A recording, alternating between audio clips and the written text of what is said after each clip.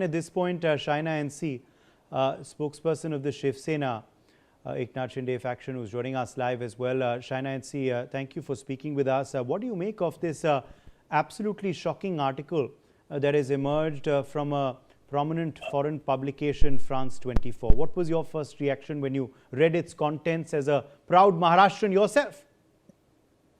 So for us, Chhatrapati Shivaji Maharaj and what he has done for not only Maharashtra but the whole country is unparalleled. And there are many old Western history books that have written during the British colonial times, and they portray as if Indian kings who fought the Mughals or the British were rebels or warriors instead of state builders.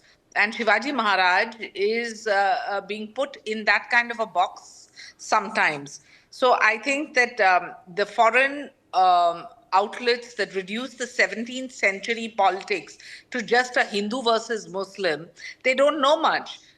They need to understand that Chhatrapati Shivaji Maharaj fought against the Mughals and Bijapur and the Sultanate as a religious war instead of what was actually being viewed by them or cited in this article. They don't even know what a fight for Swarajya and self-governance and protecting local people against this kind of heavy taxes, atrocities at the time was.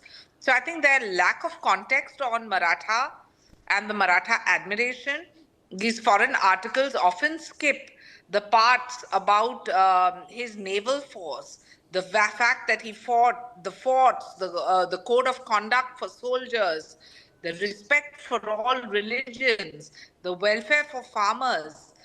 These are the focuses on battles. So a little knowledge is a dangerous thing. And I think criticizing a national hero is bound to get a backlash, and rightly so. So I opine and I request people to use social media to take on deliberate stance and to nullify this little knowledge, which is a dangerous thing. Absolutely. Let me, in fact, ask you then also, Shaina NC, about the fact that why we often see these kind of biased pieces coming out of foreign media, why they continue to have this vested approach when it comes to India, try and spread this propaganda. It's not an isolated incident, is it? This is a pattern. Well, it's not an isolated, let me just say that it's not an isolated incident, but they don't even know the concept of Swaraj. What was Swaraj? It was built on an independent Maratha state against big empires that were Mughal, that took on the administration that included land revenue systems, strong navy forts, merit-based appointments. These are all positive good governance models. The religious policy that Chhatrapati Shivaji Maharaj had, I mean, he had Muslim commanders too, like Daulat Khan, Ibrahim Khan.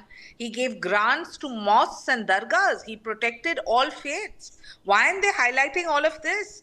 Where is the code of ethics, where you have strict rules against harming women, farmers, places of worship during war?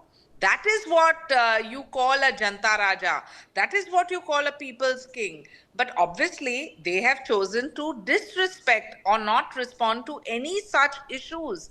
And if you believe that an opinion piece or an academic paper is based on opinion and facts, then look up your facts.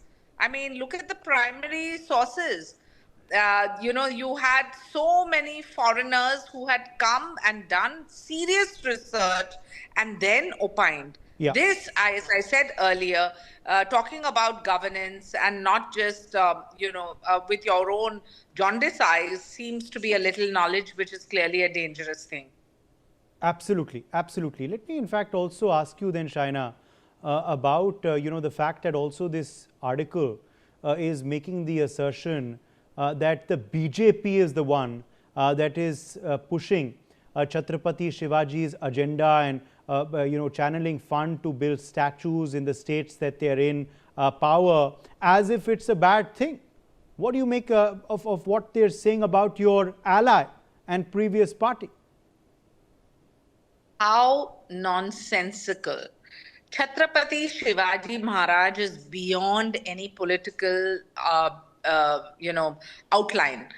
what were the colonial narratives and what is the modern political significance.